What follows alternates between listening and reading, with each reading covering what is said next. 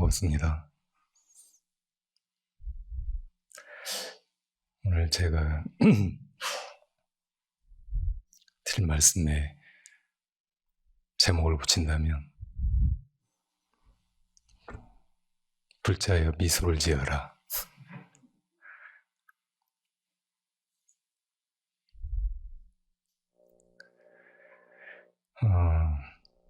지난 시간에는 시간에 대해서, 시대에 대해서, 지금 우리가 살아가는 찰나찰나의 카이로스에 대해서 말씀을 드렸던 것 같아요. 제가 얼마 전에 스리랑카에 한 보름가량 다녀왔습니다. 시간이 얼마 지나지 않은 것 같은데 제 방에 들어서니까 거미가 여기저기 줄을 쳐놔가지고 제가 걸려서 죽을 뻔했어요.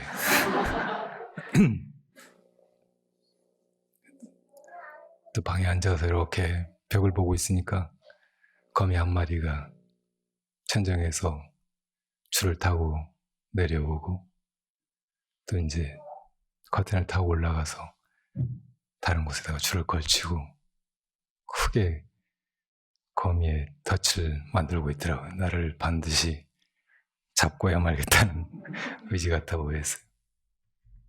그걸 보고 있으면서 제가 떠오른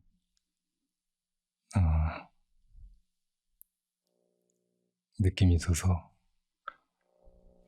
끄적여 본 시가 있습니다. 시도 아니고 뭐. 시간 속을 오가는 우리는 거미다.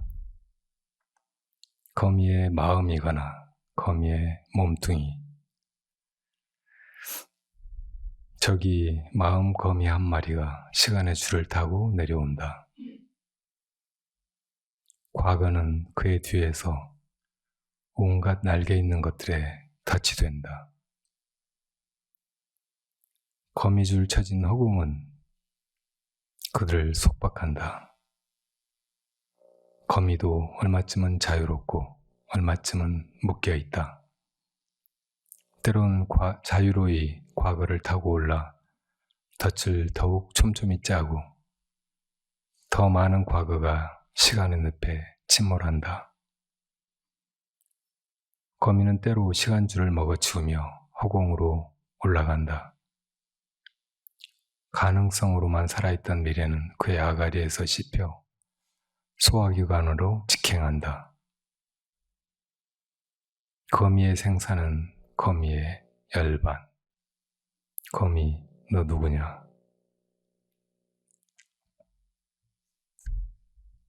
여러분들 다 거미라는 말이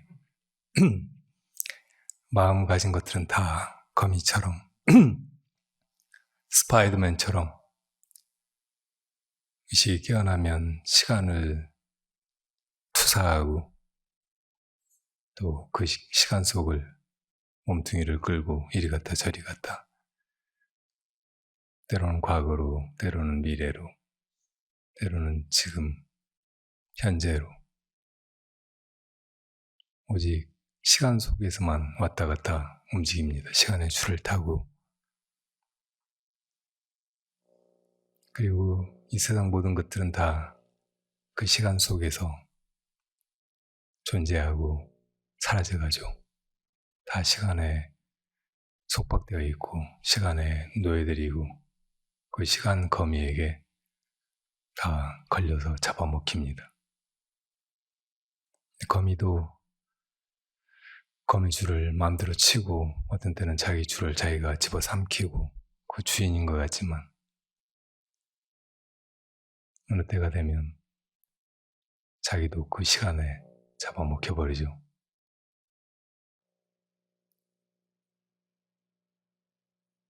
모든 것을 다 지배하고 이 허공의 참 주인인 그 무엇인가는 거미의 몸뚱이가 아니라 거미의 마음입니다.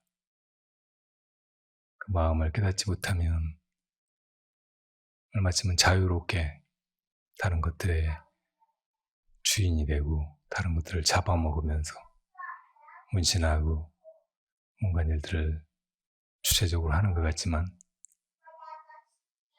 결국은 그도 시간의 먹이가 되고 언젠가는 그 주인의 자리를 영원히 잃어버리게 됩니다. 이것이 무엇이냐? 내 안에 시간의 줄을 치고 또 어떤 때는 집어삼키는 이것이 무엇이냐 하고 물을 때만 자기 안에서 이 시간의 촘촘한 그늘을 벗어나는 자유를 획득하게 됩니다. 우리가 잠에서 깨자마자 맨 처음 밖으로 말고 안으로 생기는 관념이 있다면 지금이 언제인가예요. 그게 제대로 깨어나지 못하면 우리 어릴 때 낮잠 자고 깨어나가지고 학교 가겠다고 책가방 사는 것 같은 그런 혼란이 벌어지죠.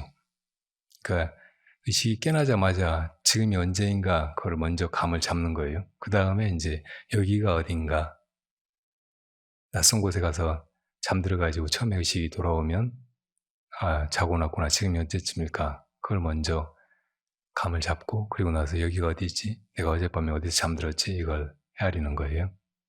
그리고 이제 이런저런 온갖 일들을 다 획책하고 망상하고 꾸미고 버리고 거의 말려들어서 또 허우적거리게 되죠. 이게 우리 일상이에요. 우리의 삶이고.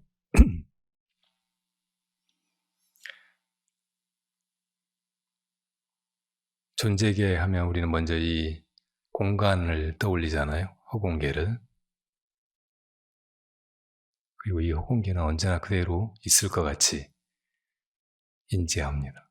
그러나 사실은 이 허공도 무너져 버릴 때가 있고 아무것도 없는 그 블랙홀 원점에서 다시 또 생겨날 수도 있는 거죠.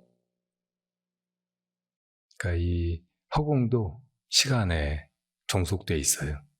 시간이 그러니까 더 앞뒤를 꿰뚫는 본질적인 것이고 공간은 거기에서 나타났다 사라졌다 하는 것이죠. 시간도 영원한 것이 아니고 역시 상대적인 것이어서 어떤 때는 시간이 하나도 없고 과거, 현재, 미래가 다 침몰해서 아무것도 없는 것처럼 느껴져요. 바로 그 자리에 있는 것이 어떤 형태로도 존재화되지 않았지만 무로서 분명히 있는 것이 바로 우리 마음이라는 것입니다. 주님이 그것을 깨달으신 것이고 그걸 깨달음으로써 이 3계의 생사, 무상함에서 벗어나신 거고 이 법계, 이 온 허공 세계 우리가 지금 감지하는 이 세계와 또 다른 수많은 이와 평행한 세계 혹은 다른 세계들의 주인이 되신 거죠. 우리 또한 이 무상한 시간의 속박에서 벗어나고 또 이 온갖 사건들이 벌어지고 그 속에서 먹고 먹히고 죽이고 죽고 하는 이 고통에서 벗어나려고 하는 사람은 시간의 주인이 돼요. 시간의 주인이 된다는 건 지금처럼 과거로 갔다 미래로 갔다 하는 이런 유한한 자유, 이 유한한 주체의식에서 벗어나가지고 언제나 그대로 있는 시간 밖의 시간, 10세의 시간, 시간도 아닌 그 무엇, 이것을 깨달아야 된다는 말이에요.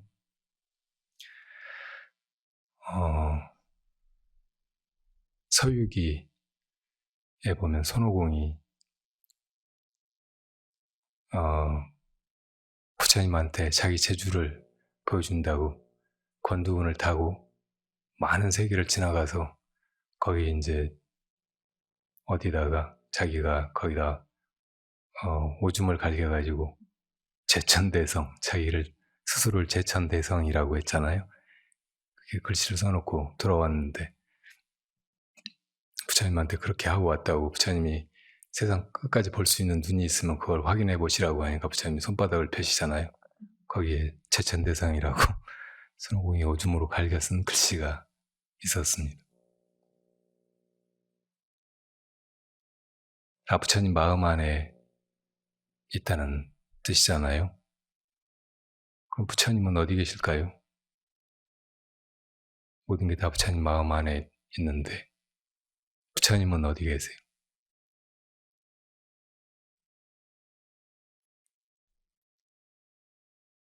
여러분 이렇게 해보세요. 거기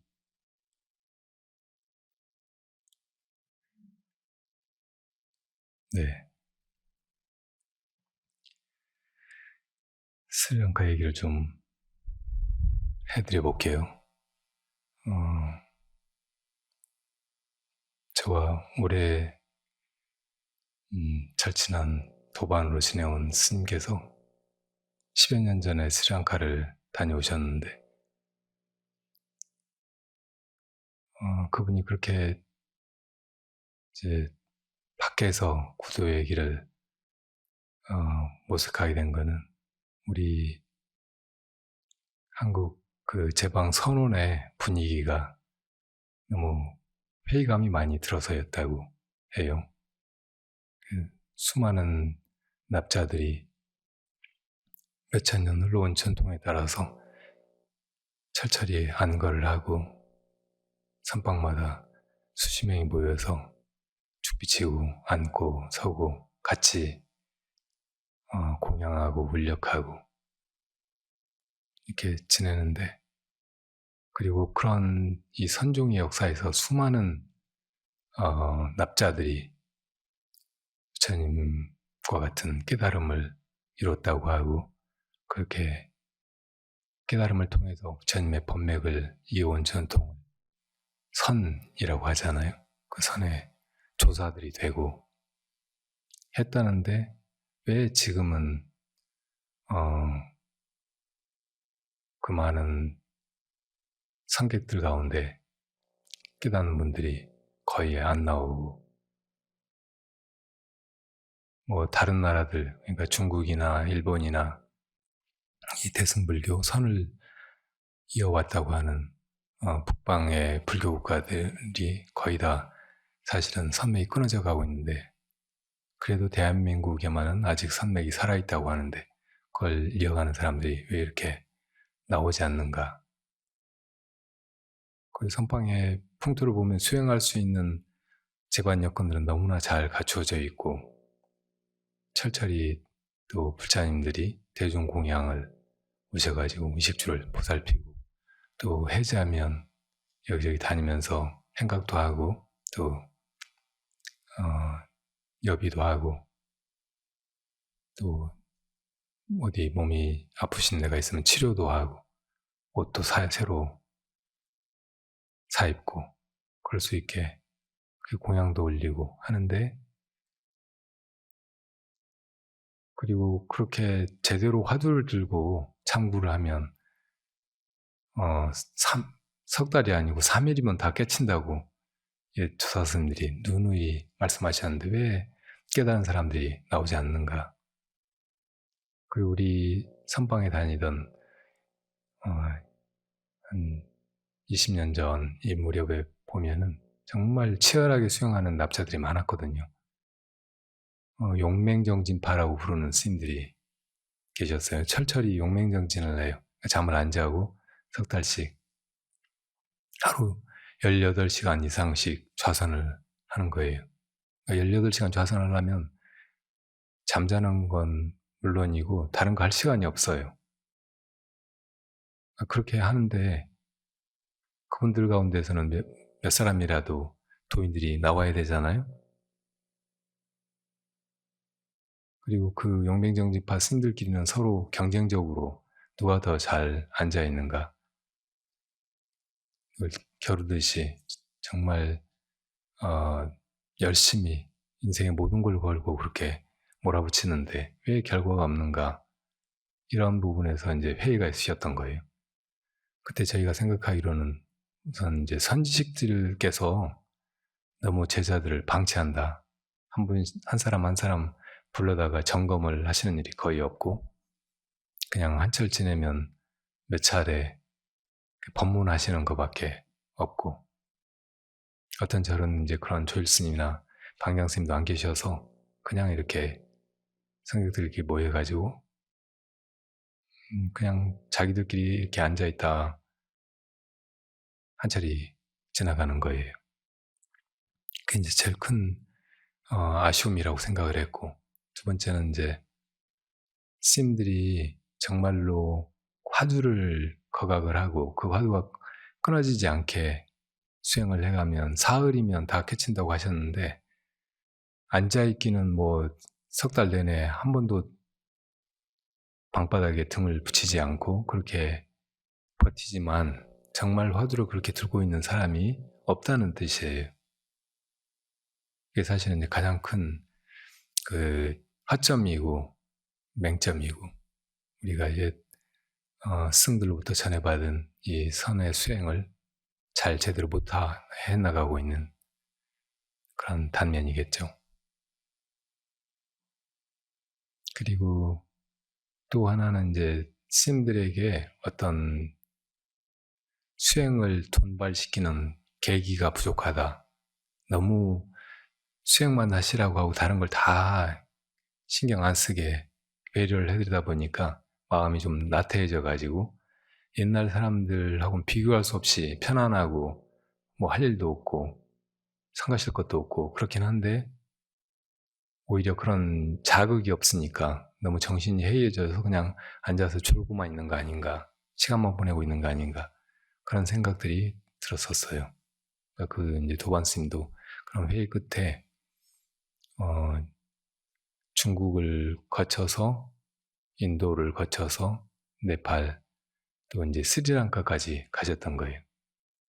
그 스리랑카에서 편지를 하나 보내오셨는데, 한 그 선원에 가서 너무 크게 이제 감동을 하고, 뭐 그 선원이 뭐 스님들이 관리를 한다든지 수행을 지도한다든지 하지도 않는데, 그냥 그 비어있는, 그러니까 주인이 없는 객실같이 이렇게 수행 처소들만 있고 거기 누구나 와서 이렇게 지내면서 수행하고 묵언 침묵 가운데서 이렇게 지내다가 가면서 이제 거기서 지냈던 일이 감사하고 그런 도량이 이제 계속 잘 유지돼 나가기를 바라는 마음이 있으면 얼마씩 기부를 하고 가고, 그런 기부금만으로 이렇게 운영이 되는 어떤 그 수도원 수행처를 보고 정말 이렇게 깊이 감동하고, 아 이거 진짜 수행이고 진짜 수행 도량이다, 뭐 이런 느낌으로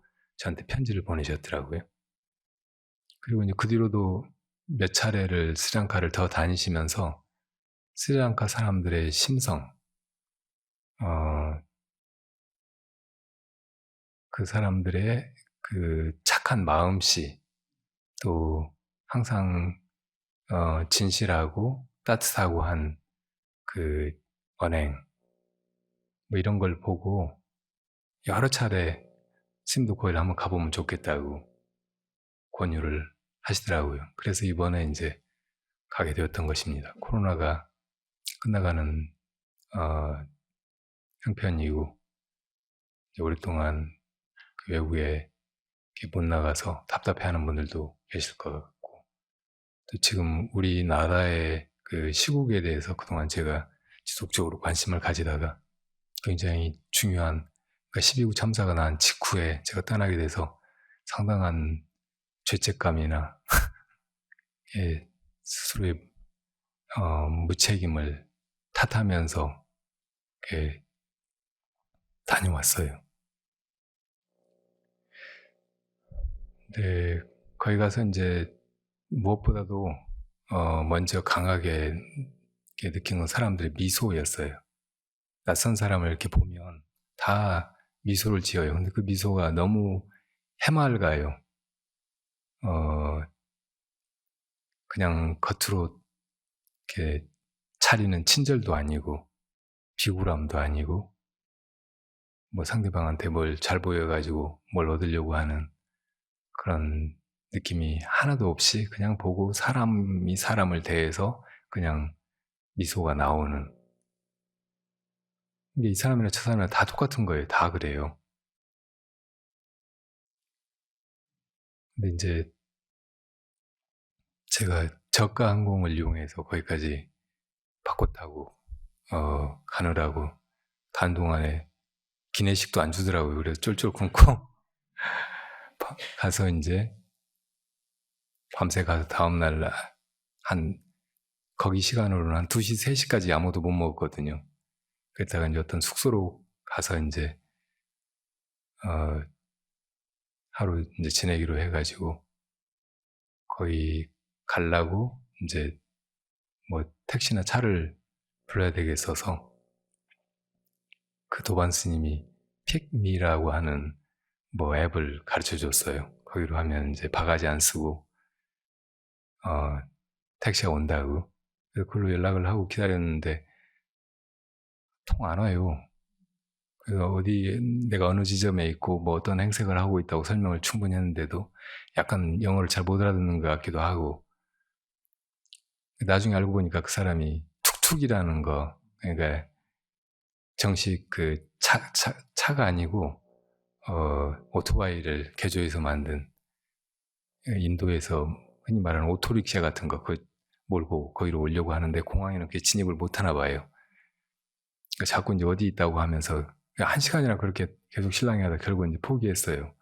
그리고 이제 다른 택시를 타려고 하니까 엄청 바가지를 치우는 거예요. 상당히 언짢은 느낌으로 이제 숙소에 갔더니 그 숙소 주인은 굉장히 친절하고 착하더라고요. 그래서 내가 이제 한국에서 왔다고 하니까 한국의 12구 참사에 대해서 알고 있어서 그런 얘기도 하고 한국의 대통령에 대해서도 이야기하고 그 전에 외국에 나가면 뜻밖의 한국이 선진국이 돼서 대단한 자부심을 느끼고 했는데 이번에는 상당히 처참한 그런 심경으로 엄마한테 얘기를 하다가 스리랑카 상황에 대해서 물었더니 스리랑카도 얼마 전에 그 대통령 정부에 이제 뭐 이런저런 문제가 많아가지고 국가부도 사태가 오고 막 그래서 국민적인 저항도 있고 막 그랬잖아요. 그러니까 그런 것에 대해서 이야기하고 그러면서 어느 나라나 다 이런 사람 저런 사람이 있고 이제 여행을 떠나보면 그 여행자들을 상대로 해서 장사하려고 하는 사람들은 다 똑같이 거짓말하고 울고 먹으려고 하고 막 그런 건 마찬가지인 것 같다고 얘기를 하더라고요. 많이 공감했어요. 그리고 이제 그 뒤로 만난 사람들이 다 하나같이 그렇게 따뜻한 미소를 보이고 그리고 그 사람들 피부가 다 까맣더라고요. 인도에는 하얀 사람들도 있었는데 여기는 정말 아프리카의 그 흑인들 같이 다 까매요. 근데 아프리카 사람들하고는 아주 다른 아름다움이 있는 거예요. 이 머리카락이 우선 우리처럼 이제 꼬불꼬불하지 않고 직상모이고 또 눈이 아주 깊고 그리고 이제 마음이 그렇게 따뜻하고 긍정적이고 하니까 다른 사람을 대하는 태도에서 뭐라고 말할 수 없이 이렇게 가슴에 확 다가오는 그런 따뜻함을 이렇게 느낄 수가 있더라고요. 이 사람들 다 그래요.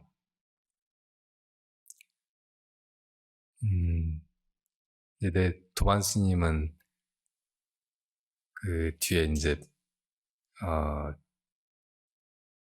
벤토타라고 하는 곳에서 만나가지고 엘라 그리고 뉴아라엘리아 뭐 이런 이제 고산지대 차밭 많은데 거기를 이제 같이 다녀보기로 하고 만났는데 그 전에 이제 한국에서 온 다른 불자님들하고 여기저기 다니다가 택시에다가 지갑을 놔두고 내리셨대요. 그러니까 카드 몇 개랑 현금 한 2, 30만 원이랑 들어있었나 본데 그걸 놔두고 내려서 이제 잃어버렸구나. 여러 가지로 너무 복잡하고 여행이 막막하다 이렇게 생각하고 있었는데 다행히 그 택시기사 전화번호가 있어가지고 연락을 해봤더니 자기가 잘 보관하고 있겠다고 며칠 뒤에 이제 스님 그쪽으로 가신다고 하니까 그때 전해드리겠다고 하더라는 거예요. 그래가지고 이제 그 도반 스님하고 여기저기 다니다가 그 사람을 누아라엘리아에서 만났는데 여기에 마중 나와 있는 거예요. 그걸 전해주려고. 만나서 이제 전해받고 그 스님이 이제 한국에서는 지갑 같은 거 찾으면 돈 얼마를 감사 표시로 준다고 줬는데 그걸 극구 안 받으려고 그래요. 그래도 이제 억지로 줬더니 그거 가지고 이제 뭐 선물 같은 거 사드리겠다고 받아놓고 그리고 이제 우리한테 우리가 스님이라고 하니까 많은 호의를 느끼면서 자기 집에 한번 초대하고 싶다고 하더라고요. 그래서 제가 그 전에 조금 이제 감기 기운이 있어가지고 고생하다가 또 도반 스님한테 옮겨드렸어요. 도반 스님이 가서 혹시 또 부모님한테 그걸 옮기고 하면은 미안할 것 같아서 안 가겠다고 하는 걸 제가 그래도 이렇게 좋은 뜻으로 청하고 하니까 가서 얼른 밥만 먹고 오자고 그래서 가봤거든요. 근데 아주 소박한 집인데 그 부모님이 정말 좋은 불자님들 같은 거예요. 그리고 우리가 스님이라는 걸 알고 극진하게 공양을 대접하고 그리고 거기 이제 불단을 작은 부처님을 모시고 또 이제 여기저기 그 설명을 하고 하면서 거기 어떤 스님 사리가 있다는 거예요. 그 스리랑카 그 근현대 큰 스님이 계셨는데 그분을 자기 부모님이 아주 극진하게 모셨다가 돌아가시면서 이 집에다가 그걸 남기라고 했다고 모시고 있더라고요. 아주 그 집에 갔던 일이 굉장히 큰 감동이었어요. 그러면서 이제 제가 스리랑카의 그 역사를 너무 모르고 있는 것 같아서 좀 인터넷에서 찾아봤거든요. 그랬더니 우리 역사보다 훨씬 불행하더라고요. 우리가 이제 스리랑카 하면 인도양의 보석이라고 정말 기후라든지 여러 가지 것들이 사람이 살기에 아주 적합한 곳이고 또 옛날부터 이제 좋은 보석 같은 거, 차, 향료 이런 게 굉장히 많이 나서 아까 말씀드렸듯이 포르투갈, 네덜란드 그리고 영국 이렇게 차례대로 서양 제국주의가 침탈해 와서 한 400년 정도를 식민지 시대를 거쳤던 나라예요. 그 과정에서 얼마나 많은 사람들이 희생당하고 고통을 받았겠어요. 그 사람들의 심성이 망가지기로 하면 얼마나 많이 상처받고 회복하기 어려운 그런 고통에 시달렸을까요? 그 영국이 나중에 이제 지배할 무렵에는 네덜란드가 포기하고 물러가서 이제 독립이 되나 보다, 식민 통치에서 벗어나나 보다 하고 사람들이 희망에 부풀어 있다가 영국이 다시 지배하려고 하니까 큰 민중적인 봉기가 있었다고 해요. 그거를 진압한다고 15세에서 60세까지 남자들을 다 죽였어요.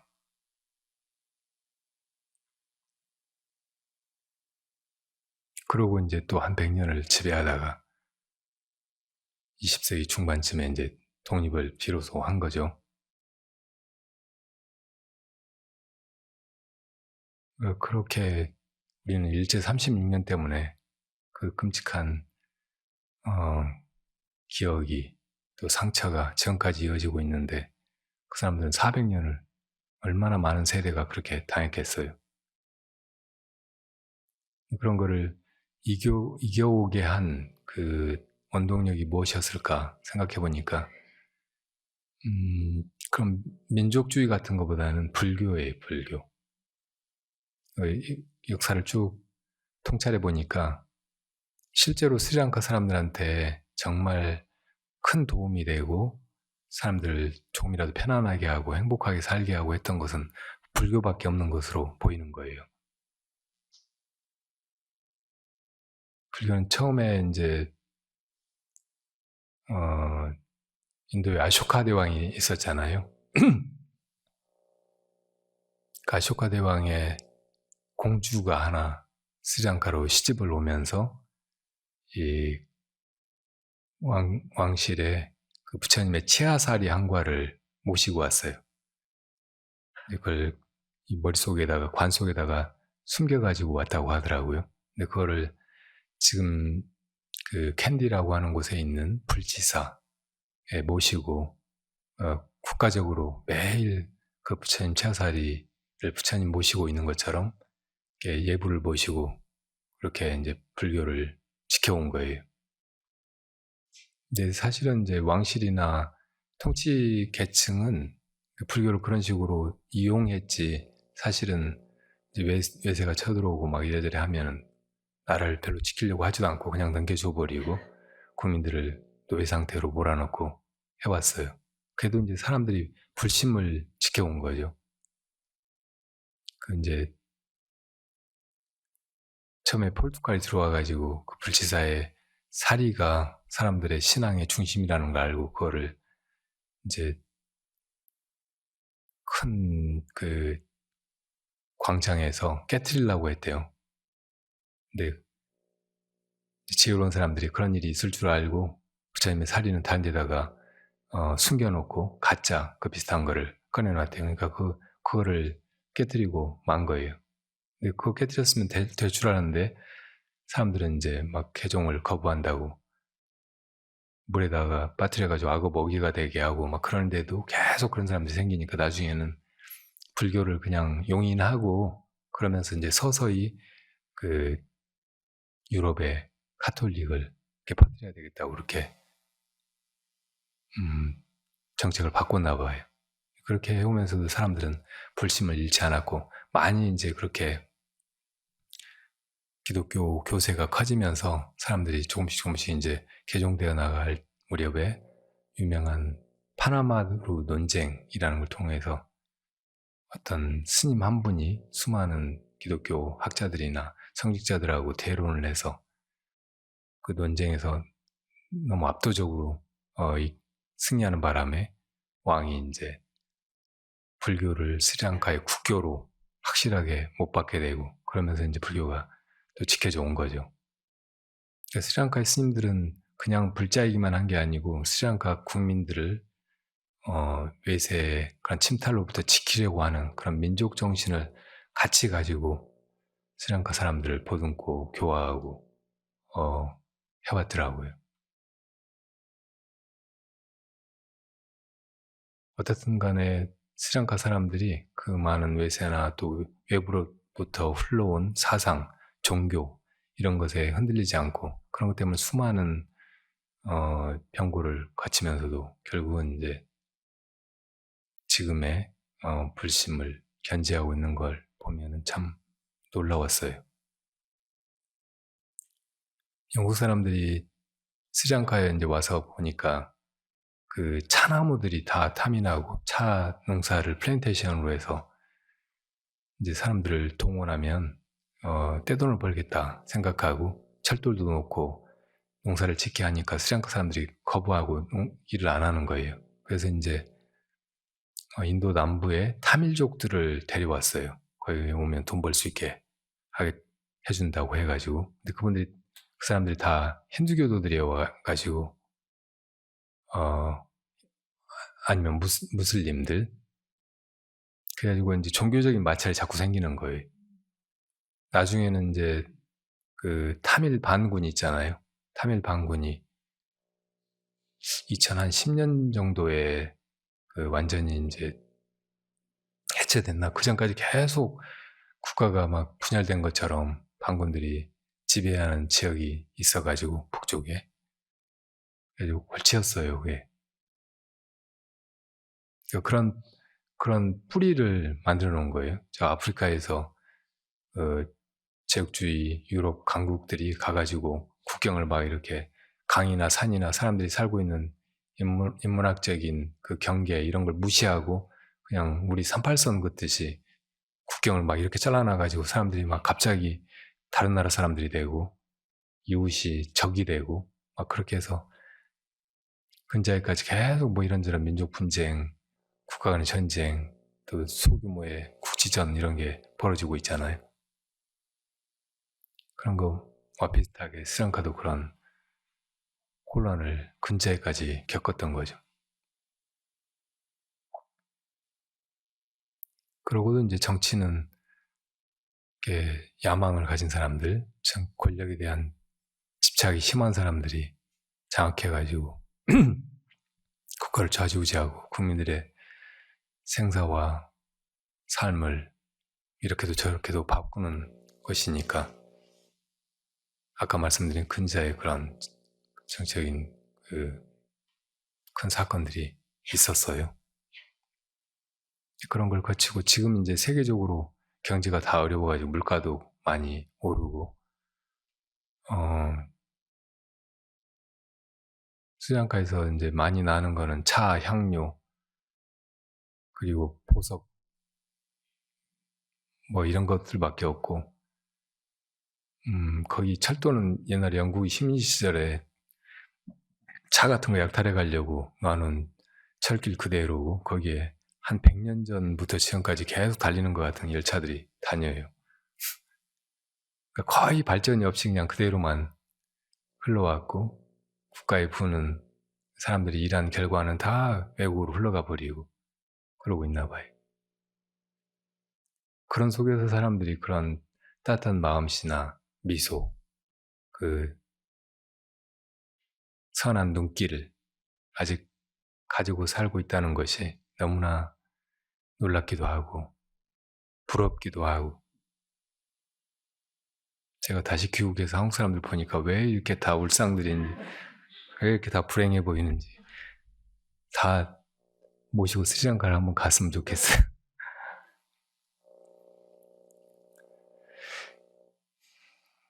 그리고 요번에 이제 그 도반 스님이 주로 여행의 그 루트로 짜는 데가 차 산지 외에는 어떤 건축가의 그 공간들이었어요. 제프리 바와라고 하는 이름 들어보셨나요? 그 사람이 한 10년 전쯤에 죽은 스리랑카 사람인데 이제 아버지는 영국 사람이었나 봐요. 그리고 어머니가 스리랑카 사람이고 그러니까 외모는 약간 서양 사람 같은 사람이었는데 이제 집안도 좋고 돈도 있고 하니까 어릴 때 그 영국으로 유학을 가서 거기 처음에는 법을 배워가지고 법률가가 되려고 했었나 봐요. 근데 그런 게 자기 그 인생의 꿈, 성정하고 너무 맞지 않는다는 사실을 깨닫고 스리랑카에 와서 이제 다시 법률가가 되는 걸 포기하고 영국에 가서 건축을 이제 새로 배웠어요. 그러니까 와서 이제 건축가로 평생을 살았는데 이 사람이 외국에 알려지기를 열대 빈곤을 세계에 알린 건축가라는 수식어더라고요. 근데 제가 그 사람이 이제 만들어 놓은 공간이나 살던 집을 가보고서 즉각 느낀 거는 이건 잘못된 말이다. 열대 빈곤이라고 했는데 절대 빈곤이 아니었어요. 아주 소박하고 자연스럽고 상당히 검소하기까지 하니까 빈곤이라고 말하기보다는 만약에 서양 사람들이 그런 용어를 알았으면 청빈이라고 말해야 될 만한 그런 가난이더라고요. 그러니까 그게 정말 없어가지고 그렇게 살았던 게 아니고 그렇게 꾸몄던 게 아니고 안 가지고도 적은 돈을 가지고도 그리고 옛날 걸 살려서 훨씬 더 좋은 건축 공간을 만들어내고 거기서 정말 실제로 그렇게 훨씬 더 편안하고 행복하게 살 수 있다는 것을 보여준 건축가였던 거예요. 법정 스님하고 비슷한 데가 있더라고요. 법정 스님이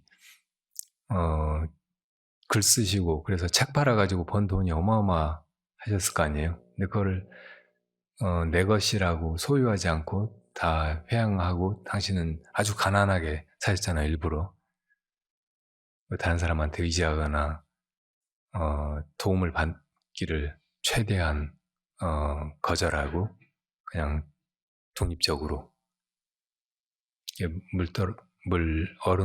얼음 깨가지고 물 길어다가 밥 해 먹고 차 마시고 하면서 살았는데 주변이 정말 정갈하고 아름답고 했거든요. 필요 최소한의 것만을 가지고도 누구든지 거기 가보면 마음이 맑아지고 숙연해지고 나도 이렇게 살고 싶다 하는 마음이 들게 그렇게 살아가셨단 말이에요. 제프리 바워가 딱 그랬더라고요. 그 사람이 처음에 만든 데가 루누강가라고 그 벤투라 쪽에 있는 그 호수 강을 끼고 있는 부지를 사가지고 그 지형을 하나도 허물지 않고 이제 물 같은 거 깃는 기계 같은 거 이런 걸 만들어서 길어다 쓰기도 하고 또 집을 지어도 뭐 요란하고 큰 건물 지은 게 아니고 거기에 이제 열대지방이니까 1층은 습하니까 1층 위에다가 침대 같은 걸 둔 거실을 이렇게 만들고 1층은 작업 공간으로 주로 쓰고 그렇게 했는데 그 집이 되게 작아요. 2층짜리지만 겉보기에도 창고 같기도 하고 소박한 그런 공간인데 그 공간을 잘 활용해가지고 정말 아름답고 유용하게 이렇게 바꿔서 그게 실제로 쓰고 살았던 거예요. 그리고 거기 지내는 동안 이제 많은 좋은 정신을 가진 지성들이나 예술가들을 이렇게 불러가지고 같이 교류하고 그 사람들이 남긴 작품, 그 사람들이 제프리 바워의 그런 삶을, 건축을 찬양하고 흠모해서 남긴 작품들 이런 게 구석구석에 있어요. 그런 것들이 훨씬 이 공간을 더 빛나게 하고 제프리 바워는 거기서 이제 살다가 이제 부모님이 일찍 돌아가셨는지 유모가 키워주고 평생 보살펴주고 그랬나 봐요. 결혼도 안 하고 살면서 그 유모의 은혜를 항상 잊지 않았어요. 보살펴드리고 나중에 이제 돌아가셨을 때 거기다가 화장해서 이제 모셔드리고 그리고 유모 화장한 자리에 이제 큰 돌로 이렇게 덮어놨더라고요. 그 자기 자신이 이제 죽을 때도 유언을 해가지고 자기도 그냥 화장하고 화장한 자리에다가 뼈를 그냥 놔두고 거기다 돌만 하나 놓으라고 했어요. 그 누가 말해주지 않으면 그냥 예사로 놓여 있는 한 30cm 정도 크기의 돌이에요. 그냥 밟고 다닌 돌. 거기가 자기 무덤인 셈이지. 완전히 그냥 자연으로 돌아가고. 혹시 이제 추억하고 싶은 사람들 있으면 그 자리에 와서 그냥 추모만 할 수 있게. 그리고 그 공간에 들어가면 대단한 건 없는데 이상하게 답답하지가 않아요. 다 열려 있어요. 빛이 완전히 다 열려 있는 게 아니고 이제 어디서 이렇게 빛이 들어오는데 그 빛이 한쪽에서만 들어오는 게 아니고 통하게 다 해놨어요. 그리고 이제 여기저기에서 들어오는 빛, 서로 통하고 흘러가고 하는 그 빛들이 만들어내는 그 공간 느낌이 너무 아늑하고 마음을 고요하게 만드는 거예요.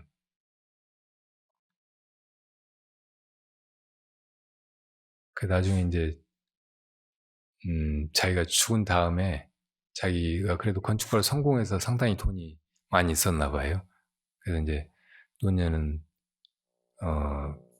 콜롬보 시내에 있는 옛날 집에서 그걸 이제 또 건축학적으로 아주 아름답게 꾸며놓고 거기서 이제 지내다가 죽었는데 죽고 나서는 이제 유산을 물려줄 자식들도 없고 하니까 기금을 만들어서 그런 공간들을 이제 사람들이 견학하고 또 와서 머물다 가고 하게 이제 운영해 가게 하면서 이제 제자들이 그걸 꾸려가게 해놓은 거예요. 그런 정신이 너무 불교적인 거예요.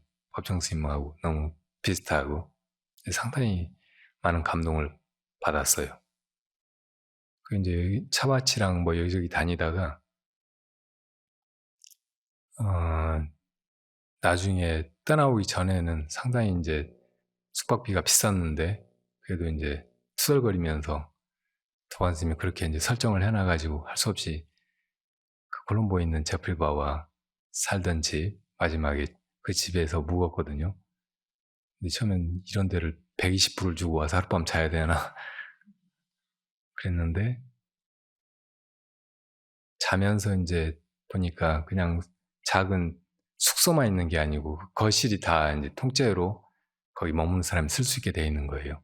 근데 그 거실의 한쪽 벽은 옛날 스리랑카의 벽화 같은 거, 그런 걸 천에 이제 인쇄해가지고 그 천을 도배를 해놨고, 그리고 빛이 많이 들어오지는 않는데 이제 조명, 아주 아름다운 조명을 두어 군데 이렇게 해놓고 낮에도 그냥 그렇게 뒀더라고요. 그리고 거기 제프리 바와가 컬렉션한 가구라든지 여러 가지 집기들 이런 게 다 너무 아름답고, 제프리 바와가 이제 어떤 사원을 설계했다고 하는데 그 사원의 그 조감도 같은 건축 스케치 이런 게 벽에 걸려 있고, 그런 게 이제 보기가 너무 좋아서 아주 흐뭇해졌는데, 나중에 이제 거기서 좌선하려고 앉아있다가 그 기운이 그렇게 느껴져 오는 거예요. 제프리 바와의 정신이나 영혼, 그 사람이 여기 살았던 그 파장, 뭐 이런 게 느껴져 오는 것처럼 너무 행복해졌어요. 삼, 삼매 같은 그런 느낌에서. 그래서 자선에서 일어나니까 막 계속 미소가 나오는, 그치질 않아요. 그래서 이거 얼마 만에 지어보는 미소냐고 이제 막 이렇게 셀카를 찍었어요. 여기 그 뭐 이렇게 화면에 띄워가지고 그 법문을 하면은 보여드릴 수 있으면 좋을 텐데 아쉽네.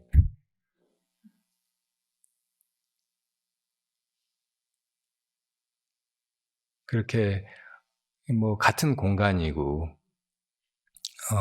뭐 여기나 거기나 뭐가 다르겠어요? 이 나라나 저 나라나. 어, 장자에 나오는 말대로 집을 지어도 사람이 사는 건 빈 공간이지 벽이 아니잖아요. 이런저런 물질을 갖다가 쌓아 올린 그런 곳에는 사람이 들어갈 수가 없고, 그걸로 둘러싸인 이 공간이라고. 그리고 공간은 여기나 밖이나 또 어디 스리랑카나 다를 바가 없죠. 근데 사람은 살면서 이 공간 안에 묘한 그런 분위기라든지 에너지, 파장을 남긴다고. 그래서 어떤 사람이 깊은 산매 속에서 살다가 거기를 떠났다 그러면 그 자리에 가면 다른 사람들이 그 비슷한 심경으로 쉽게 들어가는 거예요. 옛날에 제가 출가해서 송광사에서 이제 행자 생활할 때 수원사라고 하는 선원이 있어요. 그 보조국사 때부터 거기서 스님들이 수행하던 자리예요. 거기 청소를 하러 갔는데 공간에 딱 들어가자마자 그런 기운에 휩싸여가지고 청소하는 동안 그냥 거의 뭐 이렇게 붕 떠 있는 것 같은 거예요.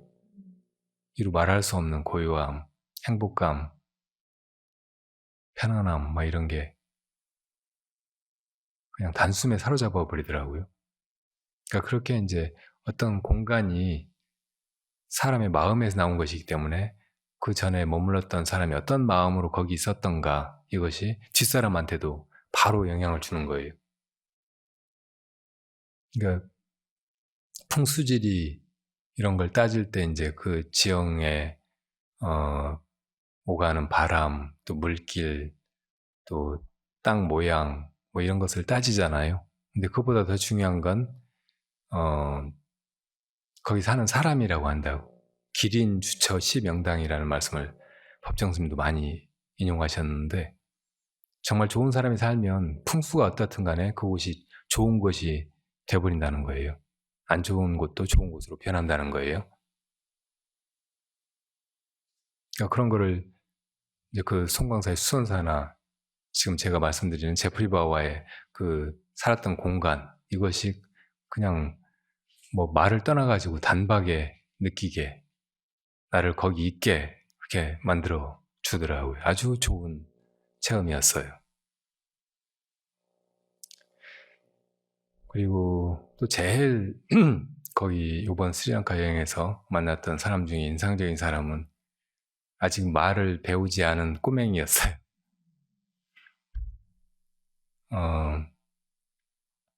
도반 스님하고 이제 이번에 다녀본 또 하나의 목적은 거기 이제 좋은 수행처가 있으면 거기다가 그 처음엔 토굴이나 그 자그마한 선원처럼 뭘 지어가지고 우리가 가서 수행도 하고 나중에 이제 우리 원력하고 또 그곳에 여건하고 맞아 들어가면 우리 선이나 대승불교를 그 근본 불교 밖에 없는 그 스리랑카에 조금 전할 수 있으면 좋겠다 이런 생각이 있어서 장소를 보고 다녔는데 그, 그 스님이 그 전에 봤던 데는 하프탈레라고 하는 산 높은 곳에 이게 굉장히 큰 덩어리의 산이 좌우에 이렇게 있는 곳이었는데 거기를 가봤더니 거머리가 너무 많은 거예요. 거기 가는 동안에도 거머리가 수십 마리가 달려붙어가지고 그래서 이제 거기서 우선은 이제 거기다 하겠다고 확정적으로 얘기를 못하고 다니다가 나중에 이제 오히야라고 하는 철역이 있더라고요. 아주 소박한 간이역인데 거기에 이제 그 역장하고 역무원 한 사람하고 둘이 그 역을 이제 평생 지키고 사는 거예요. 그 전에 역장들도 그랬고 이 역무원도 이제 나중에 역장이 될 거고 그 역무원이 되게 잘생겼더라고요. 근데 천호 스님이 그 도반 스님이 그 사람하고 이제 알고 여러 가지 이야기도 하고 그러다가 시상이 떠올랐다고 시도 짓고 하셨어요. 이렇게 그 스님의 이제 시를 듣고 보니까 우리 인생이 이렇게 열차 타고 왔다가 어딘가에서 내려야 되는 그런 여행길 같고 누구나 다 그렇게 열차에 영원히 있지 못하고 한 번은 내려야 되는 처지이고 어떤 사람들은 또 역을 관리하면서 거기 수많은 오가는 사람들을 지켜보고 배려해야 되고 거기 이제 오히야역 주변에 그 마을에 사는 사람들은 한 400명밖에 안 돼요. 그러니까 그 역장이나 역무원하고는 다 너무 아는 사이고 누가 어디로 가는지 이걸 다 그날 다 아는 거예요. 그러니까 그 사람들끼리 이제 그 우리 옛날 비둘기 열차 같이 그보다 훨씬 느리게 한 50km 가는데 한 서너 시간씩 걸리는 그런 기차를 타고 오고 가면서 서로 소통하고 통하고 느끼고 막 하는 것들이 지금 우리 막 그 고속도로에서 100 몇십 킬로로 이렇게 달리는 사람들보다 훨씬 더 긴밀하고 편안하고 또 느낌 많은 거예요. 인생의 한 메타버처럼 많은 걸 우리에게 느끼게 하고 이제 오이아에서 그렇게 젖어 있다가 이제 떠날 때 그 오이아에서 또 출발하는데 그 역 뒤에 다닐 때면은 절이 하나 있고 그 절에 노스님이 항상 마당가에 나와 있다가 지나가는 사람을 보시더라고. 이제 역에서 다음 열차가 오길 기다리고 있는데 이 시간을 지키는 법이 없어요. 이 열차가 항상 늦게 오는데. 근데 방심을 못하는 게 어떤 때는 정확한 시간에 와버린대요. 그래도 이제 확실하게 역장한테 물어보니까 오늘 늦게 온다고 해가지고 제가 뒤로 이제 산책을 하다가 그 절에 노스님이 또 이렇게 보시는 거예요. 그래서 이제 인사를 했더니 와보라고 올라와 보라고 막 하더라고요. 그래서 따라 들어갔더니 법당이랑 다 구경시켜 주시고 마지막에는 이제 내가 스님이라는 걸 아시고는 그 절에 모시고 있던 부처님 사리함을 막 엄청 이제 여러 층을 이렇게 뚜껑을 열어내고 친견할 수 있게 해주시는 거예요. 손에다가 이거 저 단주 같은 거 이거 매듭도 해주시고 그 스님에게서 받은 느낌이 아주 강했어요. 근데 그 스님보다 더 이제 강한 아이의 얘기를 하려고 하는 거예요. 그 오이야 역에서 이제 딴 데로 가려고 열차를 탔는데 느리게 가는 열차 이제 이렇게 자리를 잡고 앉았는데 열차가 뒤로 가는 거예요. 그러니까 밖에 그 풀들이 다 나 있고 풀을 한 번도 뵌 적이 없어가지고 그 풀들이 열차 안으로 막 풀잎이 스치기도 하고 막 그래요.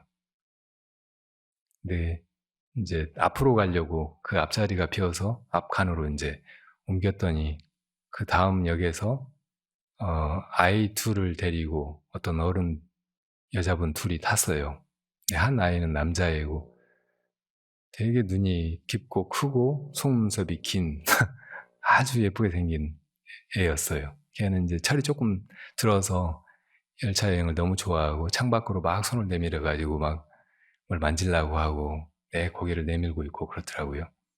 그 아이 보느라고 이제 작은 애는 못 봤는데 어느 순간에 그 작은 애가 나를 계속 보고 있다는 느낌이 드는 거예요. 걔는 말도 못하고 근데 걔가 계속 나를 보고 있어서 한 번씩 보면 또 보고 있고 또 보고 있고 눈길을 떼질 않는 거예요. 내릴 때까지 계속 그래 나를 보고 있어요. 나중에는 이제 그 아이의 눈을 유심히 이렇게 보고 했는데 그 말도 아직 배우지도 않았고 못하고 한마디도 못하고 하는 애인데 무슨 느낌으로 나를 이렇게 유심히 쳐다볼까. 그리고 그 느낌이 그 바라보는 눈길이 너무 뭐라고 해야 될지 강렬하고 해야 될지 막 나를 다 사로잡는다고 해야 될지 너무 진정성 있다고 해야 할지 짠하다고 해야 될지 그러니까 나중에 점점 이제 그 눈길에 내가 오히려 사로잡히는 느낌인 거예요. 불보살님이 나를 보고 있는 것 같은 느낌인 거예요. 나중에 이제 결국은 내려야 돼서 일어났는데 내가 이제 너무 그 아이의 눈길이 고맙기도 하고 강해서 어떻든지 이걸 떼내고 헤어져야 되는데 어쩔 줄 모르겠더라고. 그래서 손으로 이제 머리를 쓰다듬지는 못하고 이렇게 했거든요. 그때 걔가 이렇게 합장을 하고 절을 하는 거예요. 야, 얘가 지금 금생에 나를 처음 본 게 아니라구나. 아, 이런 게 이심전심이로구나. 사람이 말로가 아니고, 혹은, 온갖 분별 망상에 의해서가 아니고, 그냥 마음 그 자체로 다른 사람을 이렇게 보고, 통하고, 느끼고, 모든 것이 오가고, 전해지고, 그리고 서로 이끌리고, 이렇게 한다는 게 얼마나 이게 놀라운 일인가. 그 여파가 며칠을 가는 거예요. 계속 그 아이의 시선이 나를 사로잡고 놓아주질 않았어요. 아주 뜻밖의 강렬한 만남이고 어떤 공존의 체험이었습니다. 선이 그런 거죠. 우리가 이심전심이라고 말 밖에 따로 전한 것이라고 교회의 별전 많이 말로만 들었잖아요.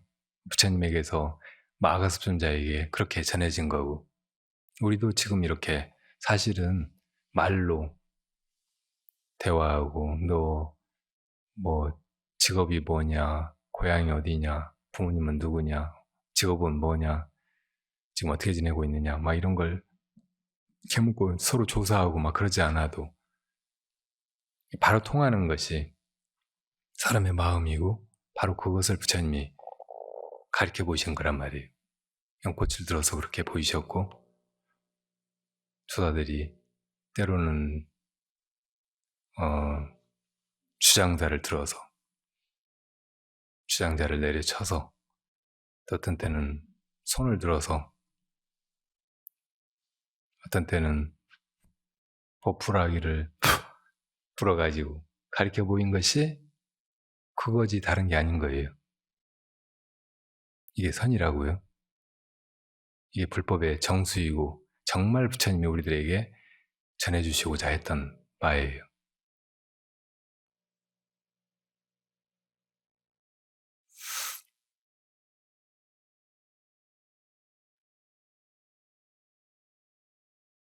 황벽스님 유명하잖아요. 선종이 5종 가풍으로 벌어졌다고 하는데 그 이전에 그러니까 임재종의 시조가 되기 전에는 임재승 황벽이 법을 펼 때 황벽종이라는 말이 있었거든요. 그리고 그 전에 백장이 있었고 백장 이전에 또 마조가 있었잖아요. 마조 스님은 그 법을 펴신 곳이 홍주였나 봐요. 그래서 홍주종이라는 말이 또 있었어요. 이 황벽 스님은 백장 스님을 찾아가서 백장 스님이 깨친 기원을 물었어요. 네, 여러 번 말씀을 드렸지만 백장 스님은 처음에 마조 스님을 시자로 모시고 있을 때 어디 이제 행각을 따라 나섰다가 마조 스님이 물오리떼가 물가에서 꾀꾀거리는 걸 보고 제가 무슨 소리냐 하시잖아요. 그때 물오리 소리입니다 그랬더니 아무 말씀 안 하시고 뒤돌아서 가셨단 말이에요. 한참 이제 더 가서 물도 안 보이고 물오리 소리도 안 들리는 지점에서 갑자기 돌아서시면서 아까 그 소리 어디로 갔느냐? 다 날아가 버렸습니다. 그랬더니 마조 스님이 와서 코를 확 비튼다고 그러니까 이러고 날아가 버렸다고 할 테냐? 이 말에 깨달아 버렸어요. 근데 이때 깨달음이 철저하지 못해가지고 나중에 한 의심이 생겼어요. 마조 스님을 다시 찾아간다고. 마조 스님한테 여쭸어요. 스님께서는 제자들을 무엇으로써 위하십니까? 위한다는 말은 이롭게 한다, 돕는다, 교화한다 이런 말이에요. 그러니까 무엇으로 제자들을 교화하십니까? 이렇게 물었더니 마조 스님이 뭐 마음으로 한다, 뭘로 한다 뭐 이렇게 하지 않고 옆에 불자가 걸려 있었는데 불자는 옛날 스님들이 꼭 가지고 다니는 물건 중에 하나예요. 먼지털이 같이 생겼는데 사실은 이제 그 파리나 모기 같은 좌선할 때 이제 이렇게 달려드는 해충을 죽일 수는 없으니까 그걸로 쫓느라고 휴대하던 물건이었다고. 그 불자를 갖다가 딱 세우셨어요. 이것으로 한다. 이건 무슨 말인지 알겠죠? 그러니까 이제 비로소 궁금하던 것을 백장이 마주스님한테 다시 여쭸어요. 그것을 떠나서 그것을 쓰십니까? 아니면 그것과 하나가 되어서 그것을 쓰십니까? 한자로는 리 하고서 쓰십니까? 즉해서 쓰십니까? 이렇게 물었어요. 그러니까 마조 스님이 떠나서 쓴다, 즉해서 쓴다 하지 않고 그걸 또 갖다가 이렇게 거셨다고. 떠나서 쓴다 이건 무슨 말이겠어요? 쓰는 놈이 있고 또 쓰는 그 마음이 따로 있다 이 말이죠. 즉해서 쓴다 그건 그게 하나여가지고 쓰는 놈이 쓰는 마음이다 이 말이고, 그러니까 이게 같은가 다른가 이게 좀 헷갈린 거예요. 깨닫긴 깨달았는데 깨달은 것 같은데 그놈하고 내가 하나인지 또 다른지 둘인지. 근데 마조 스님이 이걸 갖다가 거는 것으로 답을 하셨다고. 무슨 말이에요? 이것도 이제 같은가 다른가 이걸 끊어버린 대답이죠. 그리고 그걸 그냥 그대로 드러내 보이신 거예요. 그러고 이제 마조 스님이 또 물어보시는 거예요. 너는 훗날에 너의 제자들을 무엇으로써 위하려고 하느냐? 그러니까 백장이 또 벌떡 일어나가지고 스승의 그 불자를 갖다가 자기 앞에 딱 세웠어요. 그러니까 또 마조 스님이 너는 그것을 여의고서 쓰느냐? 거기에 직해서 쓰느냐? 그러니까 또 일어나서 걸라고 가는데 할을 하셨는데 그 할에 3일 동안 귀가 먹어버렸어요.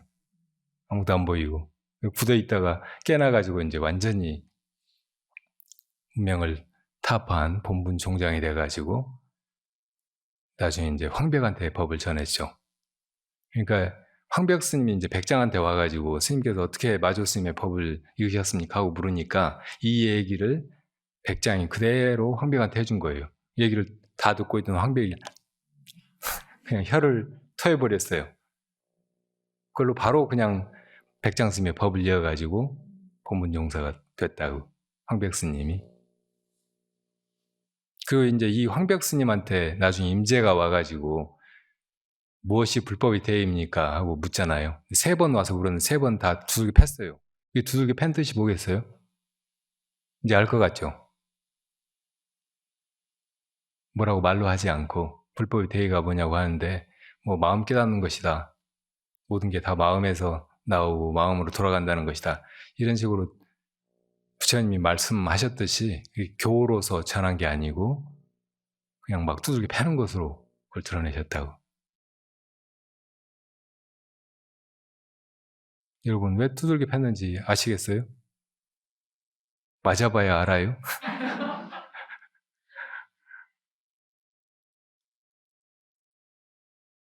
이거밖에 없다고. 그래서 사실은 진짜로 사는 것이 이거밖에 없어요. 죽는 것도 이것밖에 없고 살고 죽는 것이 다 이 속에 있다고. 그렇지 않아요? 불자를 갖다가 이렇게 하고 또 갖다 걸고 딱 소리 지르고 손을 움직이고 누구 때리기도 하고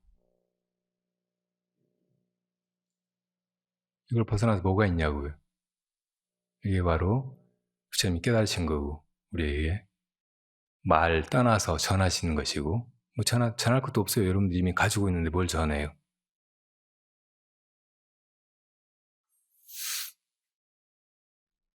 사실은 이거를 깨달아야 이 세상에 비로소 평화가 오고 그 사람들 사이에도 갈등이 거치고 국가 간에도 누가 누구를 쳐부수고 지배하고 약탈하고 복속시키고 그러느라고 수많은 사람들이 그냥 애꿎은 죽음을 당하고 소수 그 어리석고 무능하고 못된 야망을 가진 놈들이 권력을 장악해가지고 수많은 사람들을 속이고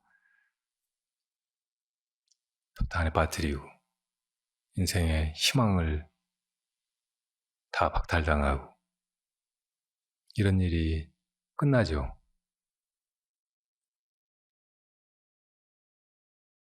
그러니까 밖으로 싸우고 뭐 혁명을 하고 그래서 좋은 나라를 만들고 좋은 세상을 만들고 미래를 열어가려고 하기보다는 먼저 우리 마음을 열어야 돼요. 이 마음을 자극해야 돼요. 마음의 혁명, 자기로부터의 혁명이 일어나야 된다고. 이것만이 길이에요. 이 같은 얘기를 부처님으로부터 수많은 조사 스님들이 계속 해오셨고 천 가지 만 가지로 드러내도 결국은 이 단 하나의 이것을 드러내 보이고 가리키고 전하고 하는 것 뿐입니다.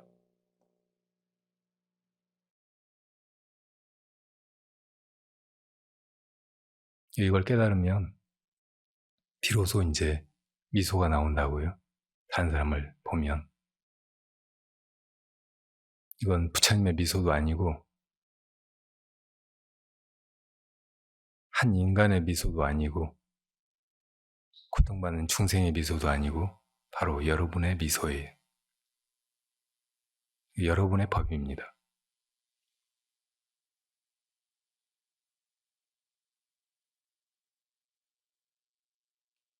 다 그 주인이 되시길 바라고 다른 건 몰라도 미소 지을 수 있는 그 힘, 여유, 행복 이걸 잃지 마세요. 이게 여러분들이